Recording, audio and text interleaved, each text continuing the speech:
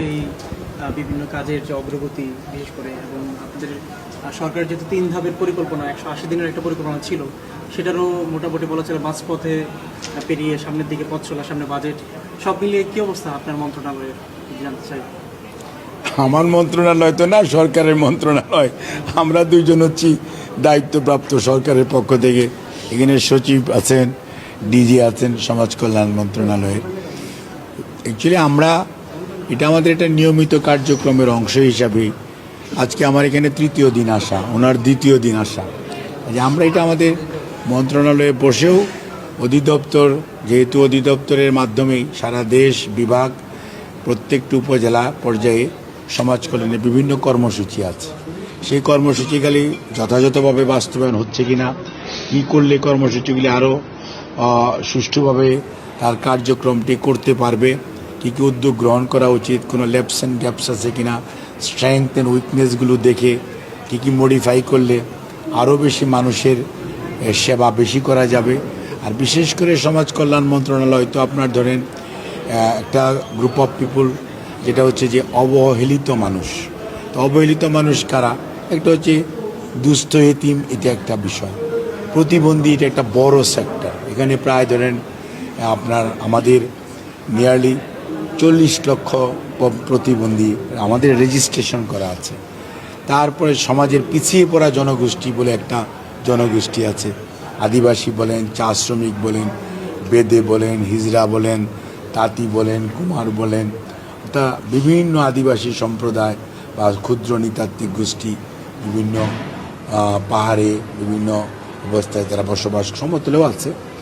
কাজেই এই group of people যারা মনে করেন একদম আনাদার যে ইয়ং একটা, আপনারা যেটা বলেন যে আপনার ছোট কিশোর গ্যাং বলেন, এই যে ছোট ছোট বাচ্চারা অনেক সময় সমাজের বিভিন্ন অবস্থার কারণে বিভিন্ন সহিংসতা অথবা ক্রাইমের সাথে সম্পৃক্ত হয়, এনাদের কিভাবে সংশোধন করা যায়, তাদেরকে কিভাবে পুনর্বাসিত করা যায়, এটা কিন্তু পুরোটা আইনের মাধ্যমেই সমাজ কল্যাণের প্রতিনিধিত্ব। তারপরে মনে করেন শিশুদের অধিকার সুরক্ষা করা, বিশেষ করে যারা প্রতিবন্ধী শিশু, মানে প্রতিবন্ধী তো বিভিন্ন ধরনের প্রতিবন্ধী আছে, শারীরিক প্রতিবন্ধী, মানসিক প্রতিবন্ধী, দৃষ্টি প্রতিবন্ধী, শ্রবণ প্রতিবন্ধী। দেখা যায় এই যে প্রতিবন্ধীদের যে 16 ধরনের বিভাজন আছে, নিউরোলজিক্যাল প্রতিবন্ধী, ইনাদেরকে টেক কেয়ার করা, এবং এটা কিন্তু একটা বড় কাজ, যেটা ঠিকমতো হচ্ছে কিনা এগুলি সব আমরা দেখার জন্য আমাদের আজকে একটা সমন্বয় সভা ছিল বলতে পারেন। আমরা বিভাগীয় পরিচালকরা আছে, আমাদের ডিজি সহ এখানকার বিভিন্ন শাখা আছে, অধিশাখা বলে, এই তাদের যে পরিচালকরা আছে, এবং আমাদের প্রতিমন্ত্রী মহোদয় ব্যারিস্টার ফারজানা, উনি সহ সচিব ডক্টর ইউসুফ, আমরা সবাই এই সমন্বয়টা আর কি কতটুকু হচ্ছে, আমরা তো সবসময় ওভার দি টেলিফোন অথবা ওনাদের মাধ্যমে আমাদের কাছে সমস্ত খবরাখবর আমরা পাই। তারপরেও আমাদের যেহেতু এবারে একটা বড় কার্যক্রম ফ্যামিলি কার্ড, ফ্যামিলি কার্ডটা কিন্তু সমাজ কল্যাণের একটা অন্যতম গুরু দায়িত্ব, এবং সামাজিক যে সেফটি নেট, অর্থাৎ সমাজের যে আপনার সত্যিকার অর্থে দারিদ্রতা বিমোচনের যে সরকারের যুদ্ধ, তার মেজরিটি কার্যক্রম কিন্তু বেশিরভাগ সংখ্যক কার্যক্রম সমাজ কল্যাণ মন্ত্রণালয়। দুস্থ ভাতা বলেন, আপনার কি বলছে স্বামী পরিত্যক্তা বিধবা ভাতা বলেন, প্রতিবন্ধীদের ভাতা বলেন, তারপরে প্রতিবন্ধী ছেলে মেয়েদের পড়াশোনা, পিছিয়ে পড়া জনগোষ্ঠীকে পড়াশোনায় উৎসাহিত করা, তারপরে সমাজে আবার এদেরকে পুনর্বাসন করা, প্রত্যেকটা কাজ কিন্তু হচ্ছে আপনার এই সমাজ কল্যাণের দায়িত্ব। কাজেই সেইগুলোর সমন্বয় করার জন্যই আজকে আমরা যেহেতু এসেছি, সেই জন্য আমরা প্রত্যেকটা ইনডেপথ আমরা দুইজন বোঝার চেষ্টা করছি, এবং কোথাও কোনো ধরনের সহযোগিতা আরও বাড়ানো দরকার, কোথাও কোনো ধরনের উইকনেস আছে কিনা, এটাকে কিভাবে কারেক্ট করা যায়, সেই সব বিষয়। এটা ধরেন আমাদের একটা সমন্বয় পরামর্শ, এবং এটার থেকে আমরা আরও সামনের দিনে যাতে আর একটু ভালোভাবে এই কার্যক্রমগুলি কর্মসূচিগুলি কারণ জুলাইয়ের 1 তারিখ থেকে ফ্যামিলি কার্ড সারা দেশব্যাপী শুরু হয়ে যাবে। সেই জন্য এটার যে ক্যাপাসিটি, এতদিন আমরা মাত্র 3 মাসে 80,000 পরিবারকে ফ্যামিলি কার্ড বিতরণ করেছি টার্গেট করে। আগামী বছর আমাদের টার্গেট হচ্ছে 40,20,000 পরিবারকে আমার মাধ্যমে ফ্যামিলি কার্ড বিতরণ করা। কাজে এই বিরাট কর্মসূচি বাস্তবায়নের জন্য যে প্রস্তুতি, সেটাও আলোচনা এবং সব কিছু মিলে সমাজ কল্যাণের ক্যাপাসিটি, সক্ষমতা কিভাবে বৃদ্ধি করা যায়, জনগণের কাছে সমাজ কল্যাণকে আরও কিভাবে জনগণের সেবার জন্য জনগণকে সমাজ কল্যাণমুখী সমাজ কল্যাণের সেবা গ্রহণ করতে উৎসাহিত করা যায়, সেই সব বিষয় নিয়ে আমাদের আলোচনা। স্যার, আজকের এই অবস্থা যদি বলি যে আপনি তো বিশেষ করে বেশ কয়েক ঘন্টা ধরে আলাপ আলোচনা করলেন, কি মনে হচ্ছে আসলে মন্ত্রণালয়ের এখনকার যে কার্যক্রম কোন অবস্থায় আছে? আপনি আগামী কয়েক মাসের মধ্যে কোন অবস্থা দেখতে চান? এটা বলুক। এটা একটু আমাদের তো আসলে অনেক বাংলাদেশের একটা huge population, group of population নিয়ে সমাজ কল্যাণ মন্ত্রণালয় কাজ করে। মোর দেন 82% পপুলেশন নিয়ে কাজ করে। এবং যেটা চাচা বললেন যে এই পপুলেশনটা আসলে টোটালটাই হচ্ছে পিছিয়ে পড়া জনগোষ্ঠী কানেক্টেড। আমরা এখন যেটা ফিল করছি যে আমাদের প্রতিষ্ঠান আছে অসংখ্য, এই প্রতিষ্ঠানগুলোর একটু সমন্বয়ের অভাব আছে, কোঅর্ডিনেশনগুলোকে কীভাবে স্ট্রেংথেন করা যায়, আমরা কোয়ান্টিটিটা কমিয়ে কোয়ালিটিটাকে কীভাবে বেশি স্ট্রেংথেন করতে পারি, সেই বিষয়ে আগামী 3 দিন ধরে আমাদের একটা ওয়ার্কশপের মতো পরিচালিত হবে বিভিন্ন সেক্টরে বিভিন্ন পর্যায়ের কর্মকর্তাদেরকে নিয়ে। এবং সেটার বেসিসে আমরা কিভাবে, যেমন অসংখ্য এতিমখানা আছে, অসংখ্য রিহ্যাবিলিটেশন সেন্টার্স আছে, অসংখ্য প্রতিবন্ধী স্কুল আছে, তো এদের সেবা বা শিক্ষা দানের মান কেমন হচ্ছে, এতিমখানাগুলো ঠিকমতো পরিচালিত হচ্ছে কিনা, শিশু পরিবারগুলোকে ঠিকমতো কেয়ার করা হচ্ছে কিনা, ডে কেয়ার সেন্টারগুলো পরিচালিত হচ্ছে কিনা, প্রত্যেকটা সেক্টরকে ধরে ধরে এটার কোয়ান্টিটি কমিয়ে কিভাবে সবাইকে আবার একসাথে রিএলোকেট করে কোয়ালিটিটাকে বাড়ানো যায়। জনবলের অভাব আছে, আমাদের অর্থনৈতিকভাবে আমরা খুব বেশি স্বাবলম্বী না এই অবস্থায়, বাজেটে আমাদের বেশ কিছু সমন্বয় করতে হয়, সেক্ষেত্রে জনবলও নিতে হবে। সমন্বয়টা কীভাবে করা যায়, আমরা বেসিক্যালি প্রবলেমগুলো আইডেন্টিফাই করছি, করে আমরা কিভাবে এই মন্ত্রণালয়টাকে আরও বেশি, জনগণ যেটা সম্পৃক্ততা আছেই, বাট এই সম্পৃক্ততাটা আসলে মানুষকে কিভাবে স্কিলড লেবার তৈরি করে বাংলাদেশের মেইন স্ট্রিমে, মেইন ইকোনমিতে এদেরকে কারেক্ট করা যায়, সেই পর্যায়টা মেইনলি আমরা কাজ করার চেষ্টা করছি। তো এখানে বসে আমাদের কর্মকর্তাদের সাথে কথা বলে যেটা মনে হচ্ছে, তারা প্রত্যেকেই সেটাই চাচ্ছে যেটা আমরাও চাচ্ছি, বর্তমান সরকারকে সহযোগিতা করতে চাচ্ছি। তো আমরা মনে করি যে আমরা যে টিমটা এখন কাজ করছি একসাথে, এটা যদি আমরা 6টা মাস শুধু যেভাবে চেষ্টা করছি কাজ করার জন্য করতে পারি, তাহলে সমাজ কল্যাণ মন্ত্রণালয় একটি ভিন্ন রূপ নিয়ে পরবর্তীতে বাংলাদেশে আবির্ভাব ঘটবে এবং সমাজের কল্যাণ বা রাষ্ট্রের কল্যাণ, যেটা আমাদের মেইন কাজ, এটাকে মানুষ ভিজিবল দেখতে পাবে। এখন ভিজিবল হয় না, অনেক কাজ করে, অনেক গ্র্যান্টস দেওয়া হয়, অনেক লোন দেওয়া হয়, মানুষের জন্য কাজ করে, কিন্তু ভিজিবল হয় না জিনিসটা। সো 6 মাস পরে দেখা যাবে যে ভিজিবলি সমাজ কল্যাণ মন্ত্রণালয় কতটা ভালো কাজ করতে পেরেছে, এটা মানুষের কাছে পৌঁছে যাবে আশা করছি ইনশাআল্লাহ। এবার সবশেষ সেটা হচ্ছে যে আমরা বেশ কিছু সময় দেখেছি পিএমের সাথে আপনাদের ছোট বড় মিটিং হয়েছে বিভিন্ন সময়। যেহেতু 180 দিনের একটা পরিকল্পনার কথা সরকার বারবার বলছে, সেটা আরও বলা চলে 2.5 থেকে 3 মাস আছে।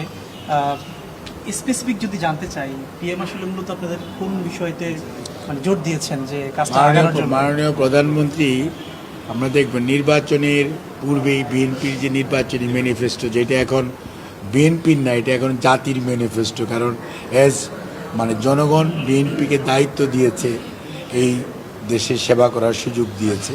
কাজেই সেই ম্যানিফেস্টোটা এখন আমাদের জাতীয় দায়িত্ব এবং কর্তব্যে পরিণত হয়েছে, এক ধরনের ম্যাগনা কার্টার মতো। কাজেই উনি প্রত্যেক মন্ত্রণালয়কে বলেছিলেন, আমরা অ্যাকর্ডিংলি, যেমন আমাদের প্রথম কাজ ছিল যে ফ্যামিলি কার্ড, যেটা আমাদের শুধু নয়, সরকারের নাম্বার 1 ফ্ল্যাগশিপ প্রোগ্রামের মধ্যে ফ্যামিলি কার্ড, এবং এটার পাইলটিং আলহামদুলিল্লাহ এই পর্যন্ত আমরা 2য় ধাপ পর্যন্ত, এবং এই মাসে জুন মাসের আজকে 2 তারিখ, ইনশাল্লাহ আগামী কয়েকদিনের মধ্যেই দেখবেন 3য় ধাপ কমপ্লিট হবে ইনশাল্লাহ। এবং ফ্যামিলি কার্ড অত্যন্ত সুন্দরভাবে বাস্তবায়ন করে, এটা আমাদের জন্য একটা চ্যালেঞ্জ, এটা একটা 80,000 পরিবারের মধ্যে, এবং এটা থেকে আমরা আমাদের শিক্ষা নিয়ে আগামীতে যাতে আমরা আরও সুন্দরভাবে বাংলাদেশের প্রতিটি পরিবারের মধ্যে বিতরণ করতে পারি, ঠিক এরকমভাবে কৃষক কার্ড যেমন একটা প্রোগ্রাম, আমাদের কৃষকদের লোন মৌকুফ করা, এবং এটা আপনি দেখেন প্রায় 12,500 কোটি টাকা খরচ হয়েছে, 11.5 লক্ষ কৃষক উপকৃত হয়েছে। আবার মনে করেন ধর্মীয় যে নেতারা আছেন বিভিন্ন ধর্মের, তাদেরকে সহযোগিতা করার যে সরকারের কর্মসূচি সেটা শুরু হয়েছে, এবং এটি কিন্তু প্রত্যেকটা কর্মসূচি গ্র্যাজুয়ালি আপনার এই অর্থ বৎসরে দেখবেন এটার ব্যাপকতা বৃদ্ধি পাবে।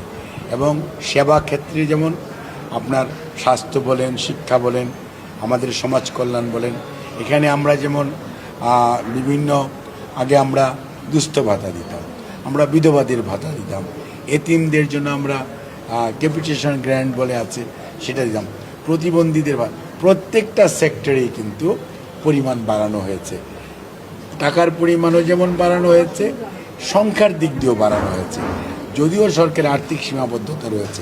কাজেই আপনার যে সমস্ত নন কমিউনিকেবল ডিজিজ, যেটা সচিব সাহেব বলল, ক্যান্সার বা chronic kidney disease, liver disease, thalassemia অথবা congenital or developmental heart disease, এই সমস্ত বিভিন্ন কতগুলি কঠিন রোগ আছে যেগুলোর আগে মাত্র 50,000 টাকা মাত্র এককালীন অনুদান দেওয়া হতো, এখন সেটাকে 1 লক্ষ টাকা করা হচ্ছে প্রথম ধাপে, এবং টাকার অঙ্কে আগে যেটা 300 কোটি টাকা বাজেট ছিল সেটাকে এখন 600 কোটি টাকার প্রস্তাব করা হয়েছে।